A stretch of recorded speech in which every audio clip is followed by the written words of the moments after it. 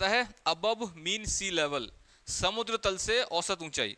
आप स्टेशन पे जाओगे ना, मतलब ट्रेन से होके गुजरोगे तो कोई भी प्लेटफॉर्म आता है उस पर लिखा रहता है, सपोज ग्वालियर, समुद्र तल से ऊंचाई फलाना फलाना ऐसा लिखा रहता है। तो समुद्र तल यही है। समुद्र तल, तल का मतलब बॉटम नहीं होता है, तल का मतलब वाटर सरफेस, ठीक है। इसको नितल बोलते हैं। अरे मतलब जैसे ये समुद्र है आपका, ये पानी भरा हुआ है, तो ये ऊपर जो वाटर लेवल है इसको सी लेवल या समुद्र तल बोलते हैं, सी लेवल या समुद्र तल। और जो इसका बॉटम है, तला जिसको बोलते हैं, इसको हिंदी में नितल बोला जाता है, ठीक है, कंफ्यूज मत करना। तो लोग बाग क्या समझते हैं, सी लेवल से हाईएस्ट ऊंचे होंगे पर्वत, उससे कम ऊंचे होंगे पठार, और बिल्कुल ही सी लेवल के नजदीक रखे होंगे मैदान। तो बाय द वे 90% या 95% ऐसा ही होता है, इसमें कोई दो राय नहीं है। लेकिन 5% तो एक्सेप्शंस है ना। उदाहरण के तौर पे आप लेंगे तिब्बत का पठार। कहां पर है तिब्बत का पठार? आप यदि ऐसे इंडिया बनाओगे तो यहां पर ये पूरे हिमालयाज हैं ऐसे करके, हिमालयाज के ऊपर तिब्बत है नॉर्थ में। तिब्बत का पठार अपने आसपास के माउंटेन से भी ऊंचा है, ठीक है। तो फिर कहां गई आपकी डेफिनेशन? आप तो कहते थे कि माउंटेन ऊंचे होते हैं, पठार नीचे होते हैं। तिब्बत प्लेटू माउंटेन से भी ऊंचा है। और एग्जांपल दूं, मैदान पठार से नीचे है, गलत जवाब। अमेरिका यदि हम बनाएं,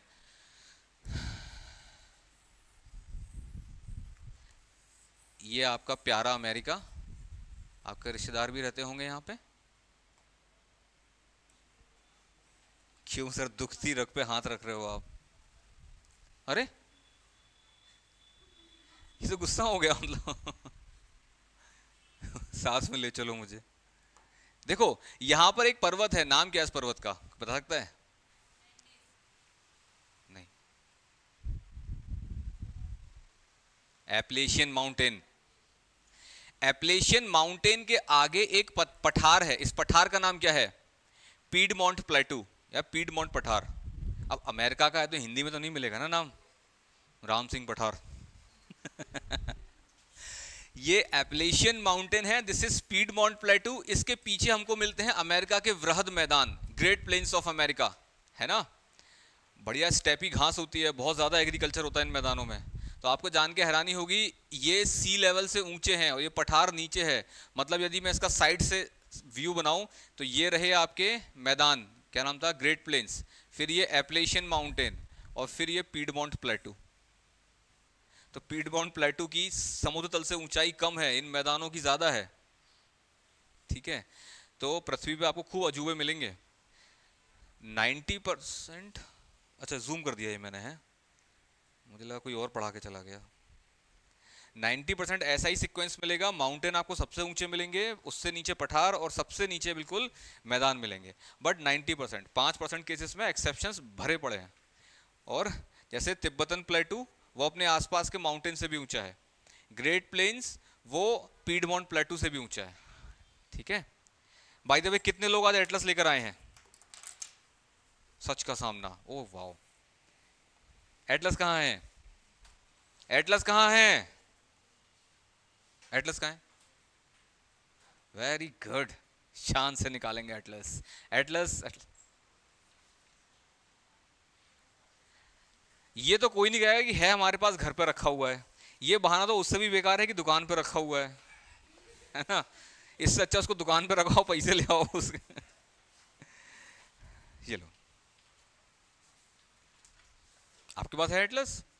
चलो, आप एटलस लाए हैं यहाँ पे? हाँ एटलस, एटलस। सर तो ऐसे कर रहे हैं पूरी पूरी। देखो उधर, आप ना आप ना कभी भी एटलस पढ़ते हो तो ये दो प्रकार के मैप होते हैं। इसको बोलते हो पॉलिटिकल मैप या राजनीतिक मानचित्र। राजनीतिक है तो इसमें आपको बॉर्डर्स मिलेंगे, स्टेट के बॉर्डर, इंटरनेशनल बॉर्डर्स वगैरह। और फिजिकल मैप में फिजिकल चीजें मिलती हैं, पर्वत, पठार, मैदान, नदियां, ये सब फिजिकल मैप में मिलता है, ठीक है। तो इस मैप की तो कोई मतलब कलर कोडिंग का ऐसा कुछ कंपलसरी नहीं है, किसी को भी पिंक बना के दिखा दिया, किसी को भी येलो कर दिया। पॉलिटिकल मैप का कोई मतलब ईमान धर्म नहीं है। इसकी बात करें फिजिकल मैप की, तो इसमें बाकायदा कलर कोडिंग होती है, ठीक है। देखो ये बगल से कलर कोडिंग दी है, यहाँ पे 0 लिखा हुआ है, यानी कि ये एग्जैक्टली समुद्र तल की बात चल रही है, और इसका रंग है हल्का नीला। तो ये जो पूरा आप देख रहे हो ये पानी है बाय द वे, और इसमें जो हल्का नीला देख रहे हो ये बिल्कुल 0 सी लेवल पे है, बिल्कुल समुद्र तल है एक तरीके से। इसके बाद धीमे से आप देखोगे इससे थोड़ी सी ऊंचाई बढ़ेगी तो हरा रंग मिलेगा आपको। स्टार्टिंग के पेजेस में ही था। और पलटिए और पलटिए और पलटिए, बस ये आ गया।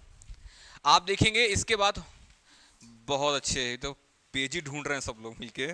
लाओ दो, देना जरा, देना देना देना, देना। ये है तो सामने तो रखा है। हाँ पेज पलटो बेटा, ये रहा सामने।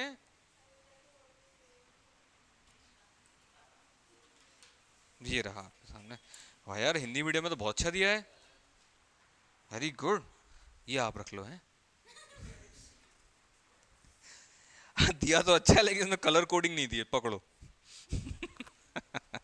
तो ये दिया हुआ है, इसमें देखो 0 लेवल से ऊपर हरा रंग दिखाया है। तो जितना आप ग्रीन कलर देख रहे हो, ये क्या दिखा रहे हैं ग्रीन कलर, ये समुद्र तल से बहुत कम ऊंचाई पर है, और इनफैक्ट ये मैदान है भारत के, ये उत्तर भारत के मैदान, ये तटीय मैदान, ठीक है। तो हरे रंग से इन मैदानों को दिखाया है। जैसे जैसे ऊंचाई बढ़ती जा रही है कलर चेंज हो रहा है येलो। तो ये येलो क्या है, ये प्लेटू रीजन है, मतलब कि थोड़े ऊंचे उठे हुए स्थल हैं, पठारी क्षेत्र है ये। और ऊंचाई बढ़ती जा रही है तो कलर हो गया डार्क ब्राउन। ये देख रहे हो ये पूरा ब्राउन है क्योंकि ये हिमालय है और इसकी ऊंचाई बहुत ज़्यादा है, ठीक है। ऊपर इसके देखोगे तिब्बत मिलेगा, वो भी ब्राउन कलर से दिखाया है। तो ये सब कलर कोडिंग है, ओके। आप जो है एटलस पढ़ा करिए, बहुत मदद मिलेगी आपको, खास करके यूपीएससी के एग्जाम्स में। ठीक है, शुरू करते हैं आज की कार्यवाही। ये 3 शब्द मैंने समझा दिए।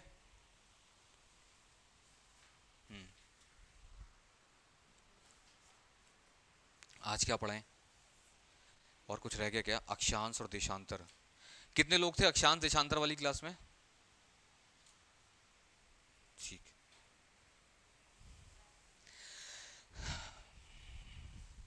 देखो अक्षांश क्या होते हैं, देशांतर क्या होते हैं?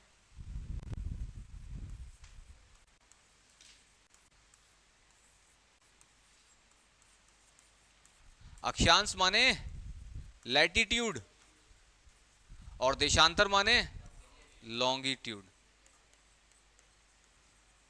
ठीक है। हैप्पी, ठीक है। बच्चों वाला कॉन्सेप्ट है। हमने बचपन में ग्राफ पढ़े थे। ग्राफ में हम किसी चीज की पिन पॉइंट लोकेशन ग्राफ के ऊपर दर्शाते थे।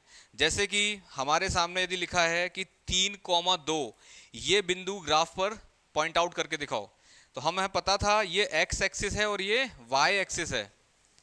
इस पर ग्रेडिंग होती थी ऐसे करके ना, है ना। तो हमको एक्स पे कितना चलना है, 3 कदम, 1 2 3, ठीक है।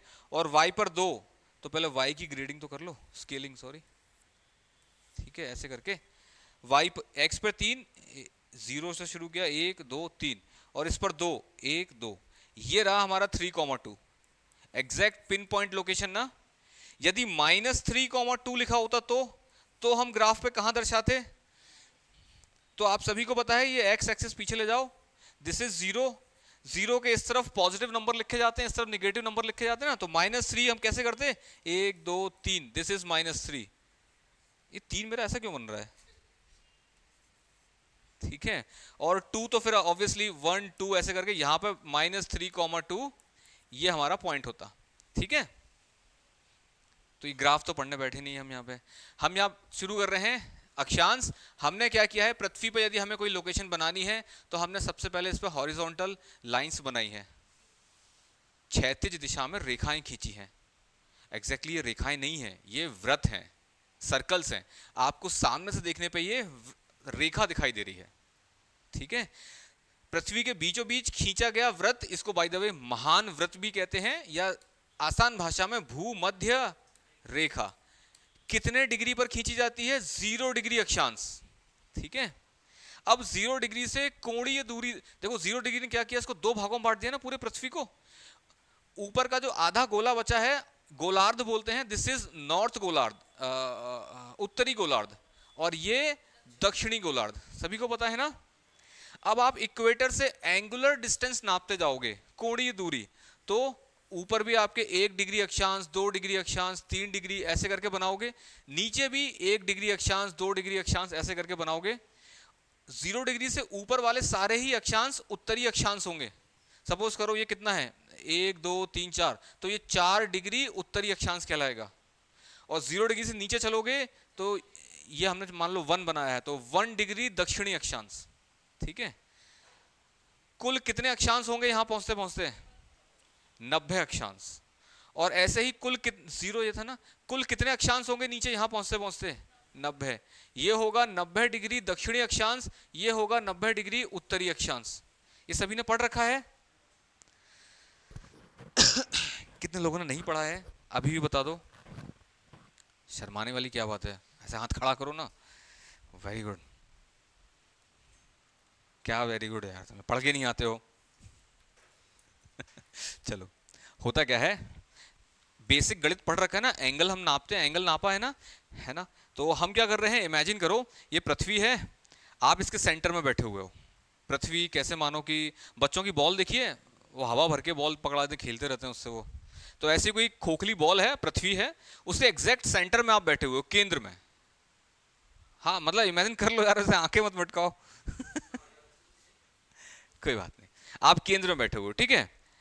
आपने अपने केंद्र में बैठे हुए आपने सीधा प्रोजेक्शन डाला, मतलब एक प्रक्षेप डाला, और सामने जाके पृथ्वी की सतह पर टकराएगा ना? वो नहीं टकराएगा, अंदर से टकराएगा ऑब्वियसली, बट टकराएगा तो ना। एग्जैक्टली जहां वो टकराएगा ना, उसी के सहारे आप पूरा एक वृत्त बना दो पृथ्वी के चारों ओर। ऑब्वियसली बाहर से बनाओगे ना वृत्त, अंदर बैठे बैठे क्या रच रहे हो, बाहर से बनाओगे ना। पूरा वृत्त बना दिया आपने, ये बना आपका 0 डिग्री अक्षांश। ठीक है, आ रहा है समझ में? नहीं आ रहा?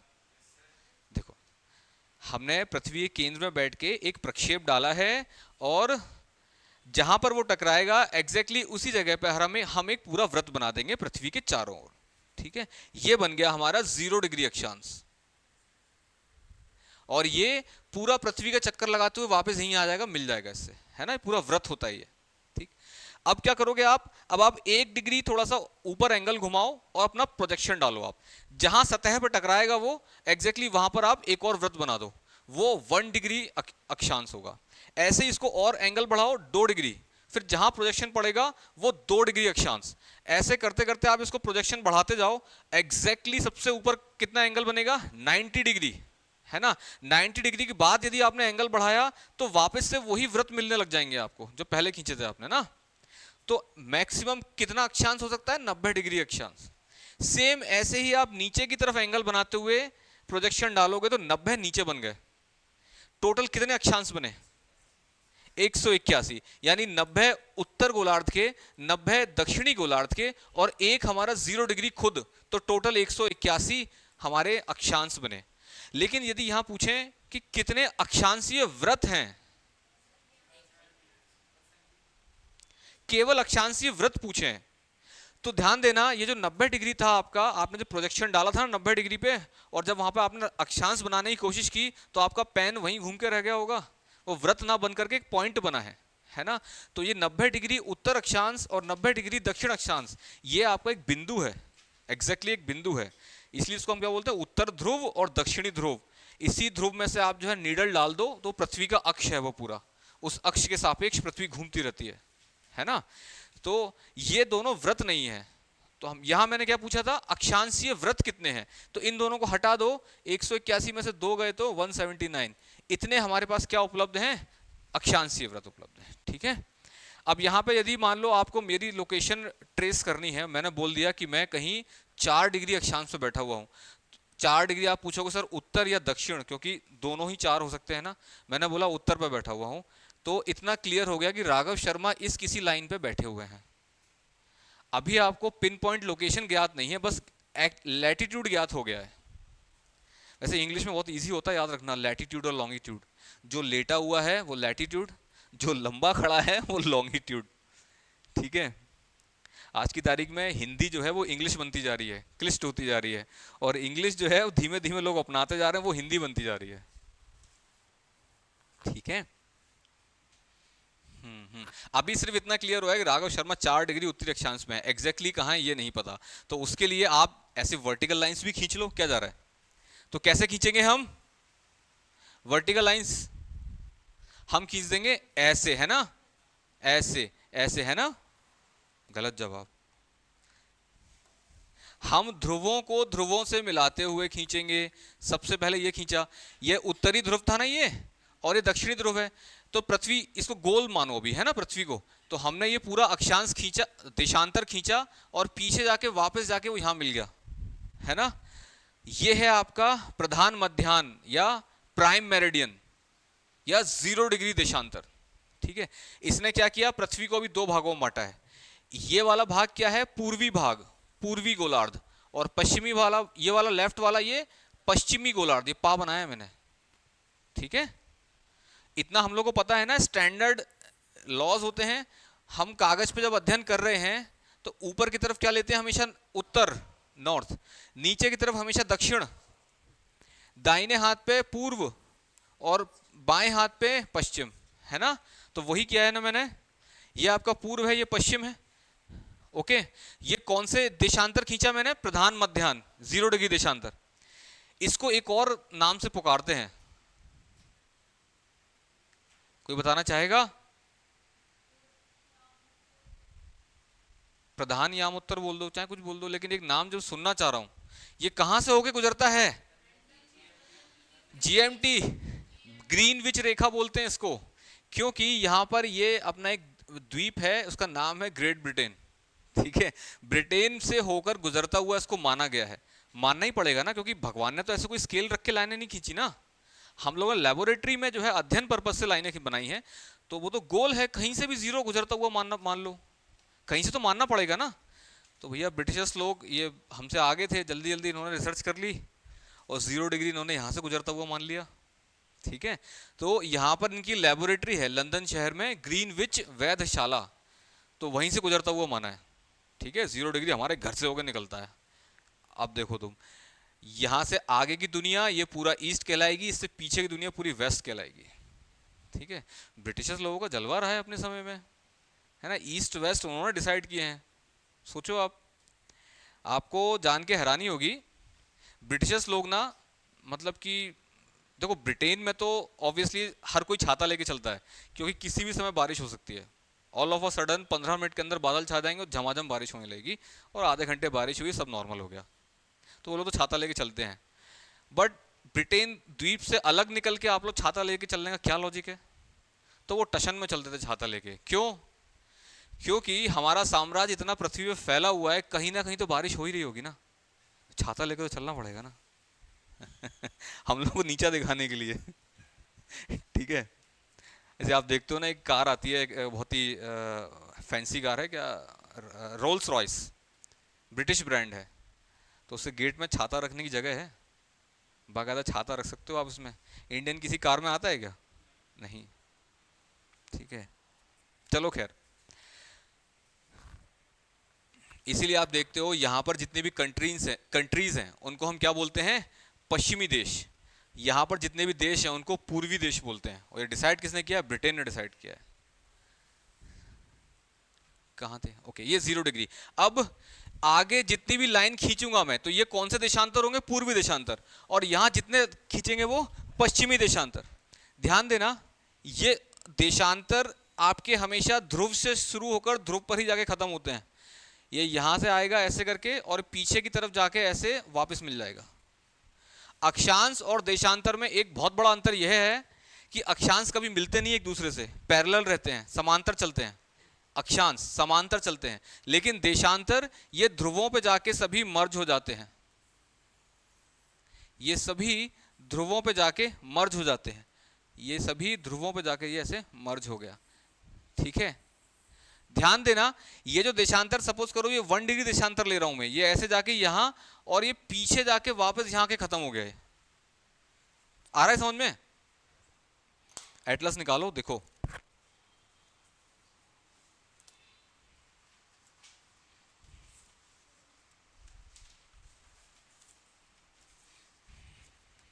देखो, ये यहां पे डायग्राम बनाया हुआ है। ठीक है, ये आपके उन्होंने देशांतर बनाए हैं। गौर से देखना, देशांतर ध्रुवों से शुरू होकर पीछे से वापस आके वापस यहीं मिल जाएंगे। ठीक है, दिख रहा है ना? मन की आंखों से देखो अब क्या है, दिख रहा है सभी को? ओके। अब एक बहुत ही गहरा सवाल, कुल कितने देशांतर होंगे पृथ्वी पर? 360, बिल्कुल सही जवाब। 360 है ना? 148 कितना होता है? चल रहने बाद में आऊंगा। चलो खैर, जीरो। अब ये देखो, जैसे हमने अक्षांश बनाए थे ना, वैसे ही प्रोजेक्शन डाल के हम देशांतर भी बनाते हैं। सपोज करो हम सेंटर में बैठे हुए हैं, प्रोजेक्शन डाला हमने सामने,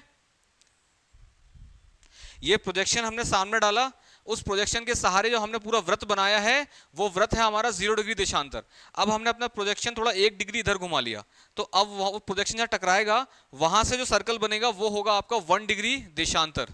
ऐसे करके आप घुमाते चलिए पूरे प्रोजेक्शन, तो ये 360 प्रोजेक्शन बनेंगे, यानी 360 देशांतर बनेंगे टोटल। और ध्यान देना, 0 डिग्री देशांतर ही 180 डिग्री देशांतर है। मतलब जो 0 डिग्री है वो पीछे जाके 180 डिग्री कहलाएगा। समझ रहे हो आप बात को? क्योंकि 0 डिग्री हमने बना दिया, जब बात आएगी 180 डिग्री बनाने की, तो ठीक वो उसके पीछे होगा, तो फिर भी वही सर्कल बनेगा दोबारा से। कंफ्यूज हो गया आप लोग? ठीक है, बच्चों वाली चीजें जाने दो, अभी हम लोग जो है इंडियन ज्योग्राफी फोकस करते हैं, है ना?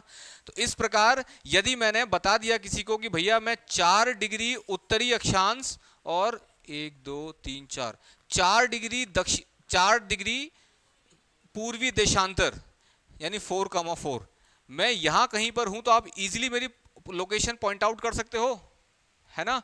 कि सर जी हमारे जो है 4 डिग्री देशांतर पर, अक्षांश पे खड़े हुए हैं, और उसमें भी प्रिसाइसली जहां से होकर 4 डिग्री देशांतर गुजर रहा है, ये यहां पे खड़े हुए हैं।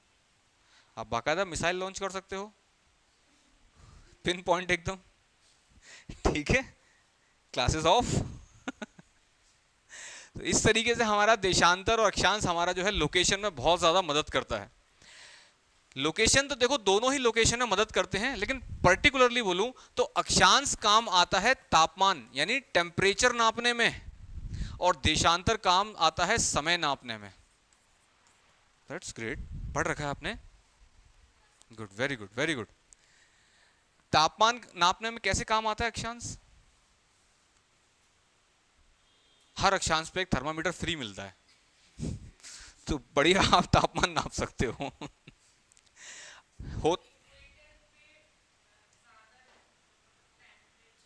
बिल्कुल सही, हाँ बिल्कुल सही जवाब।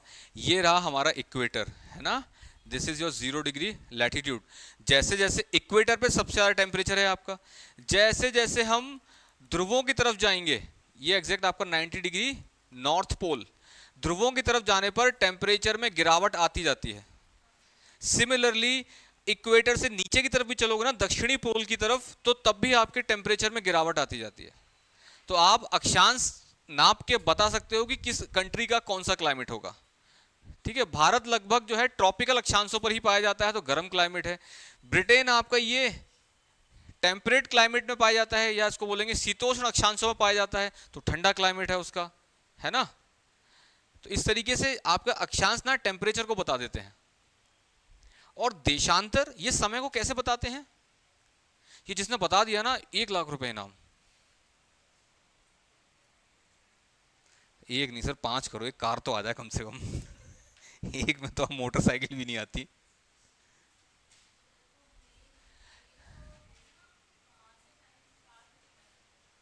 आगे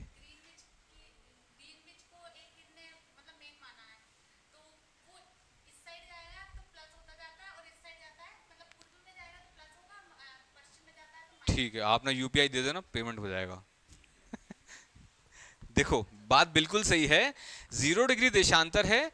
0 डिग्री देशांतर के पूर्व की तरफ जाओगे तो समय में आपको बढ़ोतरी मिलेगी, बढ़ता जाएगा समय, और पश्चिम की तरफ चलोगे तो समय गिरता जाएगा। एग्जैक्टली ऐसा क्यों है वो मैं बता रहा हूं। अब क्योंकि मुझे बताना पड़ रहा है, तो किसी को 1,00,000 नहीं मिलेगा।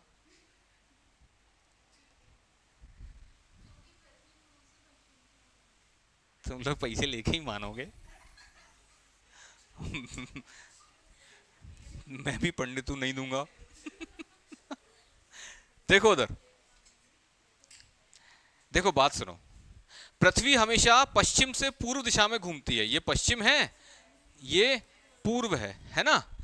ये इसकी अक्ष है, एक्सिस। पृथ्वी कैसे घूमती है? ऐसे घूमती रहती है ना पृथ्वी, ठीक है। तो सर इसमें क्या नया बता दिया आपने? ये रहे हमारे सूर्यदेव, ये हाँ हाँ, पश्चिम को वेस्ट बोलते हैं एंड दिस इज ईस्ट। ये रहे हमारे सूर्य देवता, ये चमक रहे हैं ये, ठीक है। और ये मैंने देशांतर बना दिया, ये 0 डिग्री रहा, कोई सा भी डिग्री रहा, क्या फर्क पड़ता है ना। ये भी कोई देशांतर होगा, ये भी कोई देशांतर होगा, ये भी कोई होगा, और एक ये देशांतर भी होगा, होगा कि नहीं होगा, है ना। आप ना देशांतर का इस्तेमाल समय नापने में कैसे करते हो? एग्जैक्टली जब ना किसी देशांतर के ठीक सामने सूर्य होता है ना, तो उस समय उस देशांतर पर ठीक दोपहर के 12 बज रहे होते हैं, ठीक दोपहर के 12, ठीक है। समझ में आ रहा है? अब ये कैसे नापोगे कि देशांतर के हम सूर्य के सामने आ गए कि नहीं आ गए? तो आप परछाई से नाप सकते हो।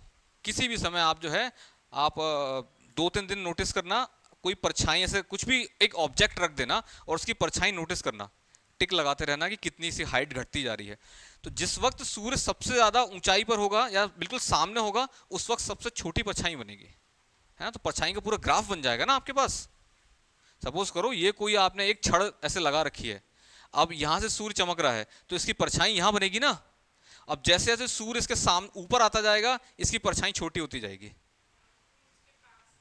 बिल्कुल। तो आप क्या करोगे, जैसे ही परछाई सबसे छोटी हो, समझ जाना कि इस समय सूर्य देवता हमारे ठीक सामने है। वो बात अलग है, गर्मियों में सर के ऊपर होते हैं, सर्दियों में आंखों के सामने होते हैं वो, क्योंकि वो उत्तरायण दक्षिणायन चलता रहता है। वो समझाएंगे, अभी समझाएंगे, ठीक है। बस आप इतना समझो, जिस समय सबसे छोटी परछाई बनती है उस समय दोपहर के 12 बज रहे होते हैं, ठीक है। अब पृथ्वी कैसे घूम रही है? ऐसे घूम रही है ना। यहाँ पे 12 बज गए, तो क्या यहाँ 12 बजे हैं क्या? नहीं बजे। पृथ्वी तो घूम रही है ना, कुछ देर बाद ये अक्षांश सूर्य के सामने से हट जाएगा, और हाँ, ये वाला अक्षांश, देखो छींक पे मत जाना, सच बता रहा हूं मैं, ये वाला अक्षांश इसके सामने आ जाएगा, है ना। ऐसे ही अब पहले इस पे 12 नहीं बज रहे थे, जैसे ही ये सामने आया अब यहाँ 12 बज गए, कुछ देर बाद ये भी हट जाएगा, ये वाला घूम के यहां तक आ चुका होगा। समझ रहे हो ना, पृथ्वी ऐसे घूमती जा रही है। आ रही है ना बात समझ में? इसका मतलब कि प्रत्येक अक्षांश अपने पिछले अक्षांश से थोड़ा आगे है ना। एग्जैक्टली वो 4 मिनट आगे है, 4 मिनट आगे है। आप 4 मिनट घटाते जाओ ऐसे करके, तो ये वाले जो पूर्वी देशांतर है ना, ये आगे रहते हैं और पश्चिमी देशांतर हमेशा पीछे रहते हैं। अब बिल्कुल समय की एकदम एग्जैक्ट गणना मैं बताऊं, टोटल कितने अक्षांश होते हैं? बोलो।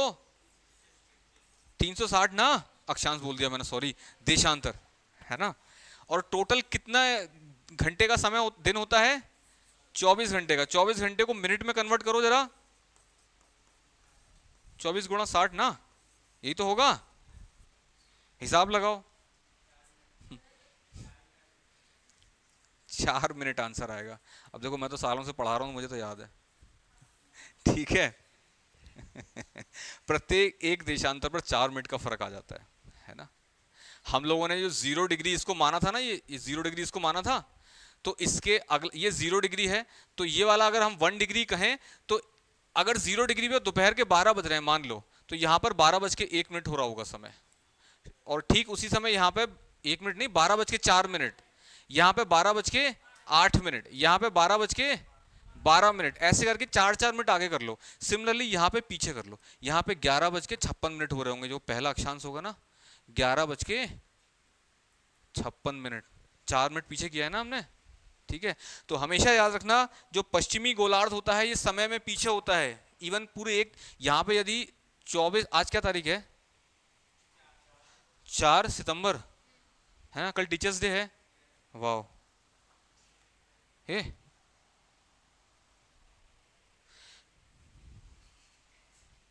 जाने दो। यहाँ पे सपोज करो कोई 23 तारीख है, तो यहाँ पे 22 तारीख हो रही होगी पश्चिमी गोलार्ध में, ठीक है। एक दिन पीछे रहता है पश्चिमी गोलार्ध। समय का हिसाब समझ में आया आपको? मैंने बहुत ही इनफॉर्मल तरीके से बताया है, कुछ भी नोट्स मेकिंग वगैरह नहीं हो रही यहाँ पे, ठीक है। समझ में आ रहा है? नहीं आ रहा? तो कुछ लोगों का मतलब कि आंसर और उनके फेशियल एक्सप्रेशन ना थोड़े से अलग अलग होते हैं। समझ में आ रहा है? नहीं आ रहा सर? सॉरी, आ रहा है सर। चलो आगे बढ़ते हैं। आज अपनी ज्योग्राफी स्टार्ट करते हैं, बहुत हो गई ज्ञान की बातें। ठीक है, इसकी इनका कोई अंत नहीं है। आप पीएचडी कर सकते हो अक्षांश और देशांतर में। पीएचडी इसलिए कर सकते हो क्योंकि देखो यहाँ पर हमने एक दिन कितने घंटे का अरे यार ये तो किस्मत ही खराब है। हाँ, एक दिन हमने कितने घंटे का माना था? 24 घंटे का। एग्जैक्टली 24 घंटे का नहीं होता है। एग्जैक्टली कितने घंटे का होता है?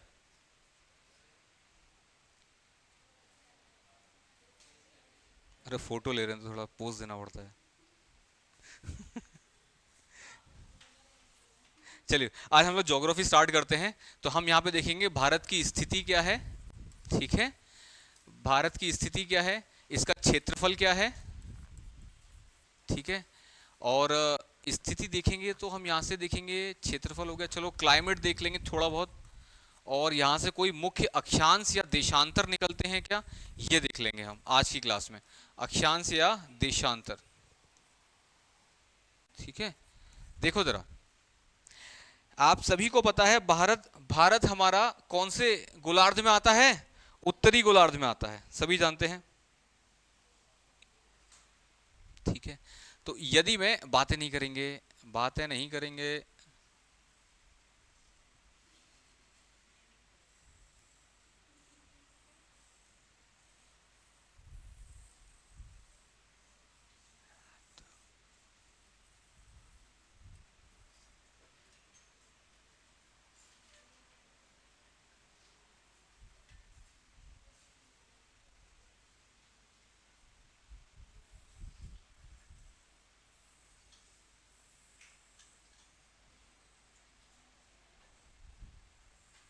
ठीक है, ये देखो, ये जो है हमारा प्यारा भारत, इसके हम यदि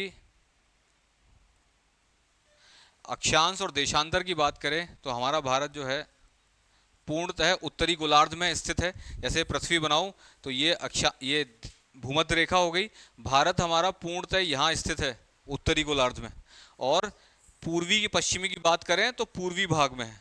ठीक है, अक्षांश बताइए भारत के सबसे दक्षिणतम अक्षांश कौन सा है?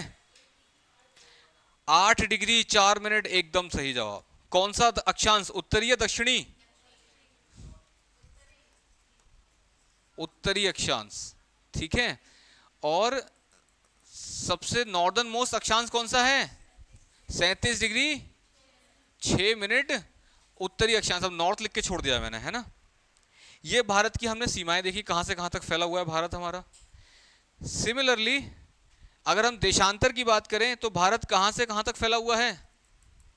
ये देशांतर गुजर रहा है 68 डिग्री 7 मिनट।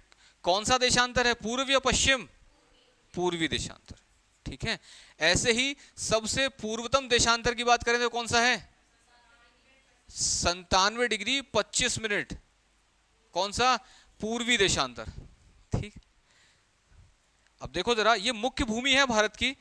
इसकी यदि मैं कुल लंबाई की बात करूं कितनी हो जाएगी ये? हाँ जी, ये रहेगी आपकी 32-14 किलोमीटर। और पश्चिम से पूर्व हमारी कितनी है? 29-33 किलोमीटर। ठीक है, यह आपको याद रखना रहेगा। ठीक, अब देखिए जरा, इनके हम कुछ बिंदु की बात कर लें। सबसे पश्चिमतम बिंदु कौन सा है? गुहार मोती। हाँ, कौन सा जिला लगता है ये गुहार मोती के? गुहार मोती किस जिले में है? बिल्कुल सही जवाब। कच्छ किसने बोला?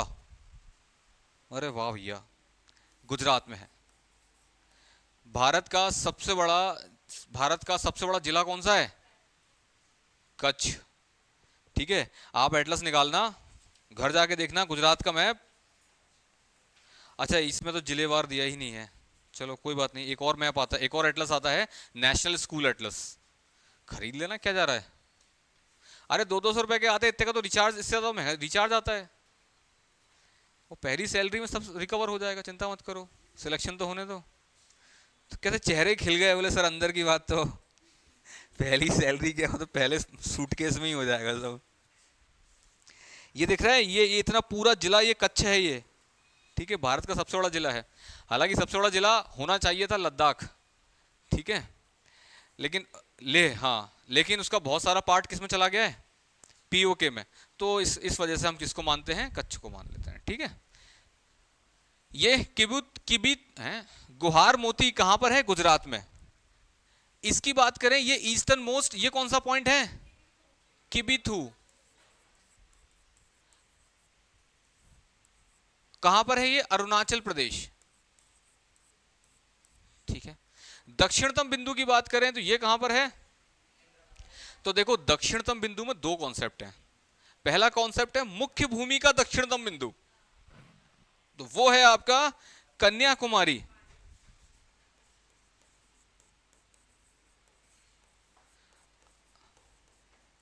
कहां पड़ता है ये, तमिलनाडु में, ठीक है। लेकिन भारत की प्रॉपर्टी यहां तक तो सीमित है नहीं है, हमारे पास और भी द्वीप हैं और भी जमीन है। एग्जैक्टली वो कहां पर है, तो देखो ये आपका कृष्णा गोदावरी का डेल्टा है, इसके मिजोरम के नीचे से स्टार्ट करेंगे, ये कुछ हमारे आइलैंड्स बने, ये बनाया हमने ग्रेट निकोबार, ठीक है। ये हमारा अंडमान निकोबार द्वीप समूह है, इसका सबसे दक्षिणतम द्वीप है ग्रेट निकोबार, ग्रेट निकोबार, या हिंदी में इसको बोलते हैं वृहद निकोबार, ठीक है। ग्रेट निकोबार का अक्षांश की मैं बात करूं तो ये कितना अक्षांश है ग्रेट निकोबार पे, 6 डिग्री 4 मिनट, 6 डिग्री 4 मिनट, और ऑब्वियसली नॉर्थ अक्षांश 37, इसको 4 लेते हैं, ठीक है, ठीक है, 6 डिग्री 4 मिनट नॉर्थ अक्षांश, ठीक है। तो भारत का एब्सोल्यूट दक्षिणतम बिंदु बोला जाए तो वो ये नहीं है, ये सिर्फ मुख्य भूमि का दक्षिणतम बिंदु है।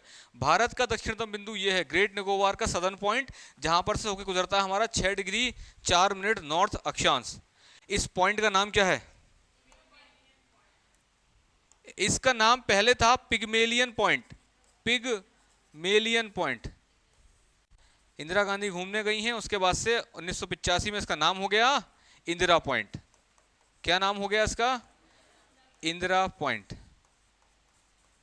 अब इसमें एक अतिरिक्त जानकारी याद रखिए, सन 2004 में सुनामी आई थी भारत में, है ना, तो उस दौरान ये सबमर्ज हो गया ये वाला पॉइंट, ठीक है, यानी कि इसका वाटर लेवल थोड़ा बढ़ गया है और वो इंदिरा पॉइंट अब डूब क्षेत्र में आता है, डूब गया, नीचे है वो, ठीक है।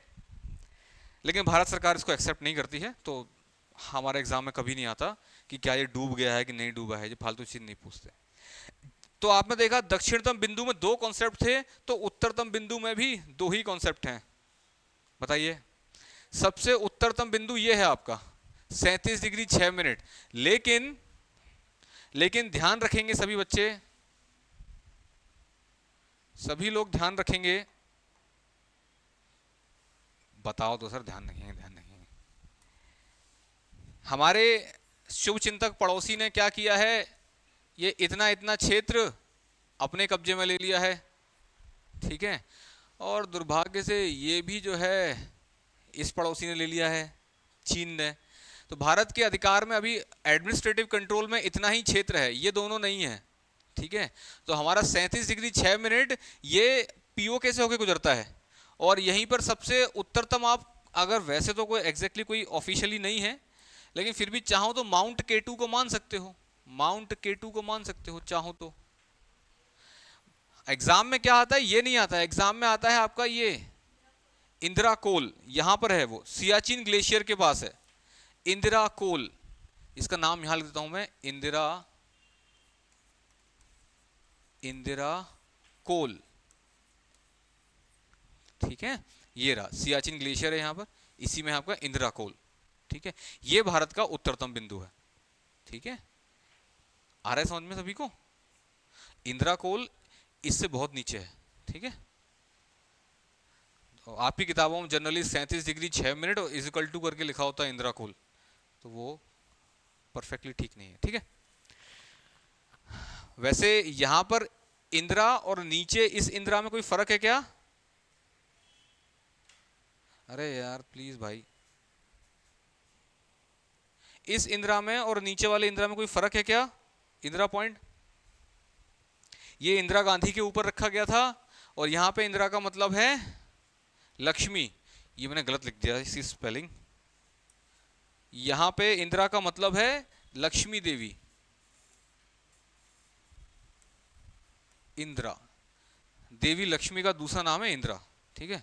इंदिरा गांधी नहीं, किसी अंग्रेज अधिकारी ने रखा था इसका नाम, और सन 1800 के समथिंग में रखा था। उस समय भारत, भारत नाम की चीज भी नहीं थी, ठीक है, आजाद भी नहीं होते। आ रही है बात समझ में? और तो कुछ नहीं रह गया इसमें बताने के लिए। चलो उसको कुछ लिख लें थोड़ा बहुत हम लोग। चलो अभी नहीं लिखते हैं, हटो, वैसे भी क्लास का टाइम होने वाला है। चलिए बताइए, भारत के कुल कितने पड़ोसी देश हैं?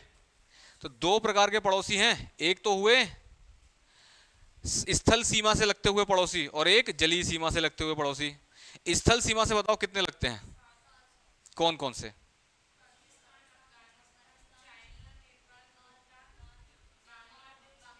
म्यांमार, हाँ हाँ बांग्लादेश म्यांमार हो गया। देखो जरा बच्चों, अपना एटलस में देखोगे तो यहां से जो बॉर्डर चल रही है यहां तक, ये इतना इतना क्षेत्र हमारा किससे टच होता है? हमारा सबसे शुभ चिंतक पड़ोसी पाकिस्तान। तो ये हमारा पड़ोसी हुआ। अब देखोगे यदि मैं इसको इतने इतने को पाकिस्तान मान लूं, तो इस तरफ है आपका अफगानिस्तान। ये तो अफगानिस्तान की एक सीमा जाके यहां पर ये भारत को टच करती है, लगभग 106 किलोमीटर के लिए। बट दुर्भाग्य से, हाँ ड्यूरेंड रेखा बोलते हैं, बट दुर्भाग्य से पीओके में है तो हमारा एक्सेस नहीं है उसके ऊपर, हमारी पहुंच नहीं है उसके ऊपर। तो भारत का अगली सीमा किससे लगी? अफगानिस्तान से, ठीक है। अगली सीमा ये ऊपर पूरा तिब्बत है। अरे हम लोग हिंदुस्तानी है, चीन नहीं बोलेंगे, तिब्बत बोलेंगे। तिब्बत पहले एक आजाद देश था, वो तो चाइना ने उस पर अटैक करके जीत लिया, ठीक है।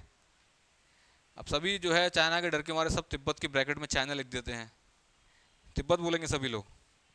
खैर हमारे बोलने से होता क्या, वो है चाइना। चाइना की मिलिट्री डिप्लॉयड है उसके ऊपर, क्या कर लोगे, ठीक है। तो भैया ये चाइना है पूरा, कहां से लेकर के, यहां से लेकर के ये पूरा इतना यहां तक ये चाइना, और फिर इतना इतना ये चाइना, और फिर से अगेन ये चाइना, इतना इतना, ठीक है। ये चाइना लगता है पूरा, ठीक। इसके बाद अगला यहां देखोगे अरुणाचल प्रदेश, यहां से स्टार्ट करके ये पूरा इतनी बॉर्डर किससे लग रही है? म्यांमार से। ये ऐसे करके यहां तक, ये पूरी बॉर्डर यहां तक, यहां से लेकर पूरी म्यांमार। ये बीच का इतना बचा हुआ ये कौन सा देश है? बांग्लादेश। टोटल 7 देश हो गए। और तटीय सीमा की बात करें तो श्रीलंका और मालदीव। कहां है श्रीलंका मालदीव? तो ये रहा हमारा प्यारा श्रीलंका, बहुत बड़ा बना दिया। श्रीलंका वाले खुश हो गए होंगे, वाह, ये श्रीलंका है ना। और यहां पर आप अगर देखोगे तो ये कुछ द्वीप समूह है, क्या नाम है इन द्वीप समूहों का?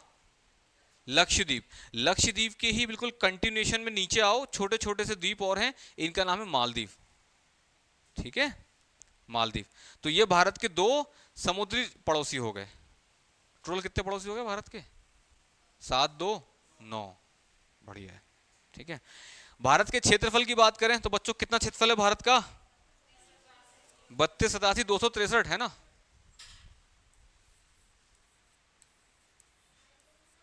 आ जाइए आ जाइए आ जाइए, ठीक है। 32,87,263 किलोमीटर स्क्वायर, किलोमीटर स्क्वायर, ठीक है।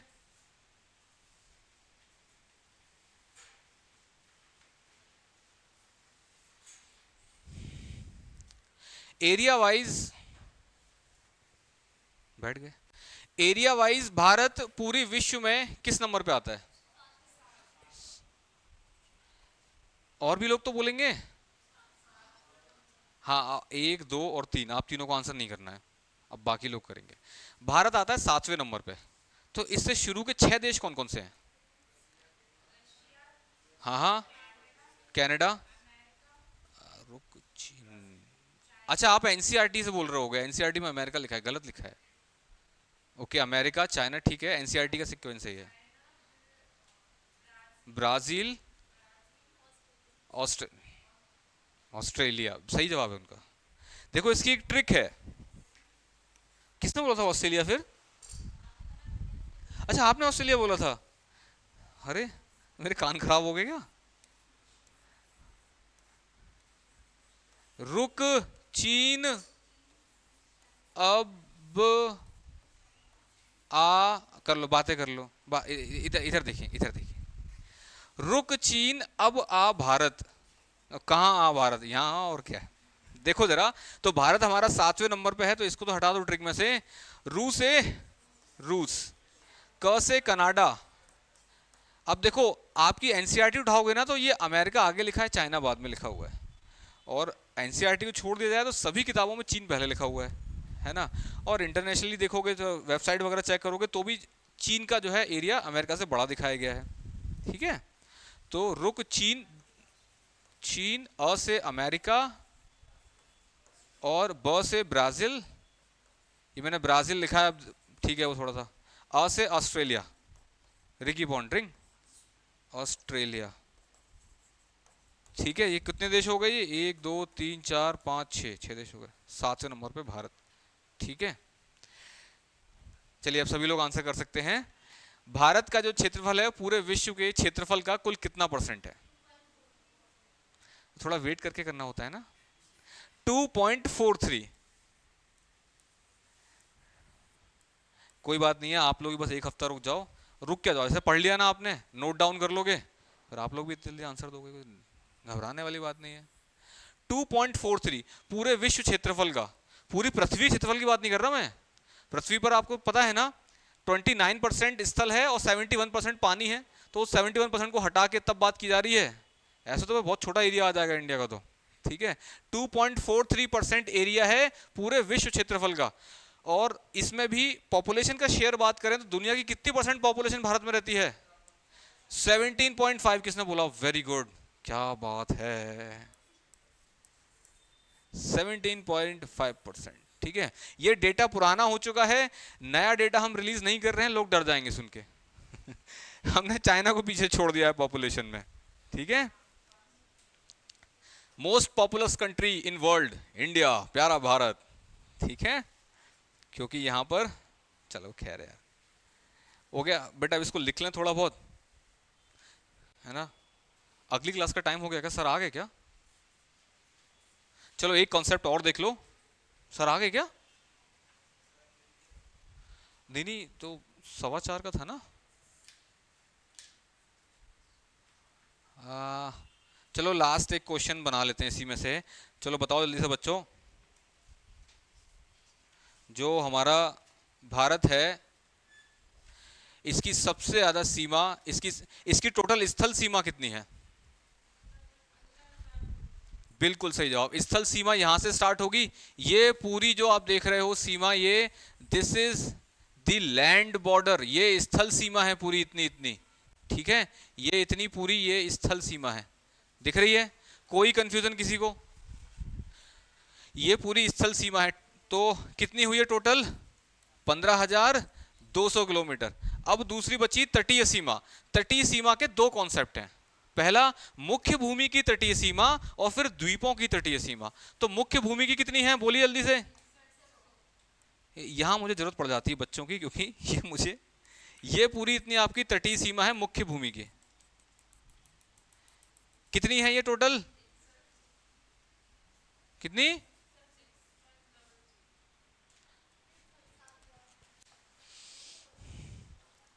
6100, यस। और यदि इन द्वीपों को, अंडमान निकोबार को, और भी छोटे मोटे, तो ये हो जाएगी आपकी 75, 16.6।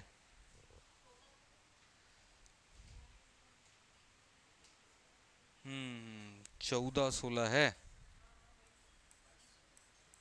0.6। टोटल हमारी तटीय सीमा फिर कितनी निकल के आएगी? 7,516 किलोमीटर। ठीक है, अब तटीय और ये क्या था, स्थलीय, दोनों को यदि मिला लिया जाए तो अब कितनी बनेगी?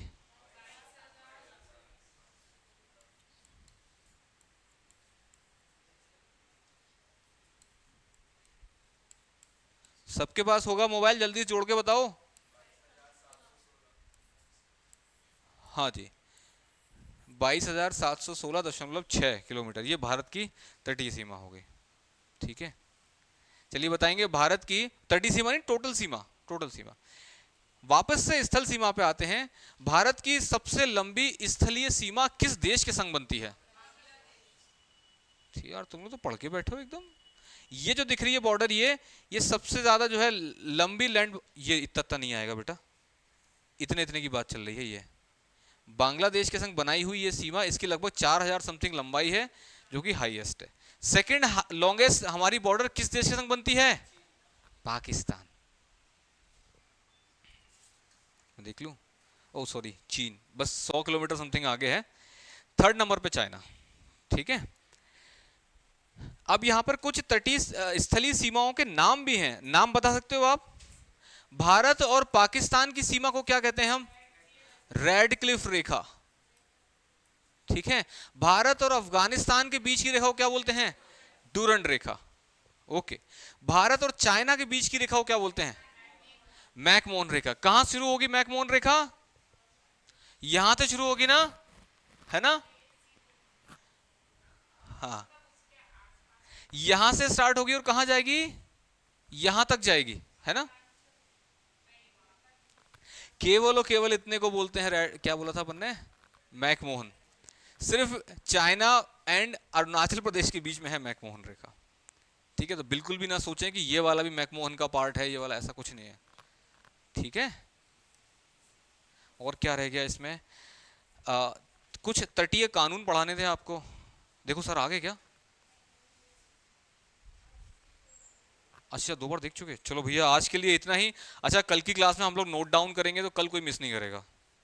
इन केस कोई मिस करता है तो हम उसको नोट्स नहीं देंगे, आप लोग देखना इसको। बच्चे क्या करते हैं, लिखने वाली क्लास में जो है छुट्टी मार जाते हैं, भाई नोट्स दे दियो जरा। Thank you, that's all for today. मिलते हैं कल एक नई ऊर्जा के साथ। इंडियन ज्योग्राफी आज ऑफिशियली स्टार्ट हो चुका है।